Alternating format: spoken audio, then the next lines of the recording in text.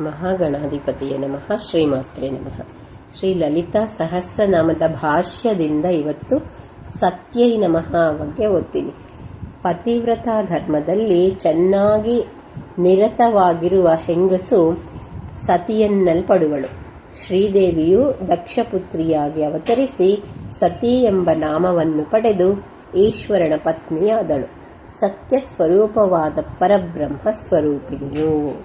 ಮುಂದಿನದ್ದು ಬ್ರಹ್ಮಾಣ್ಯೇ ನಮಃ. ಬ್ರಹ್ಮಪುಚ್ಛಂ ಪ್ರತಿಷ್ಠಾ ಮತ್ತು ಬ್ರಹ್ಮಣ್ಯ ಅಣೀಸ್ತತಃ ಎಂಬ ಶ್ರುತಿ ವಚನಗಳಂತೆ ಪರಬ್ರಹ್ಮಣ ಏಕದೇಶದಲ್ಲಿರುವ ಪರಬ್ರಹ್ಮ ಶಕ್ತಿ ಸ್ವರೂಪಿಣಿಯು. ಮುಂದಿನದ್ದು ಬ್ರಹ್ಮಣೇ ನಮಃ. ಪರಬ್ರಹ್ಮ ಸ್ವರೂಪಿಣಿಯು. ಹಿಂದಿನ ನಾಮದಲ್ಲಿ ಶ್ರೀದೇವಿಯು ಪರಬ್ರಹ್ಮ ಶಕ್ತಿ ಎಂದು, ಈ ನಾಮದಲ್ಲಿ ಶ್ರೀದೇವಿಯು ಪರಬ್ರಹ್ಮ ಸ್ವರೂಪಿಣಿ ಎಂದು ತಿಳಿಸಿದೆ. ಬ್ರಹ್ಮ ಬೇರೆ, ಶಕ್ತಿ ಬೇರೆಯಲ್ಲ.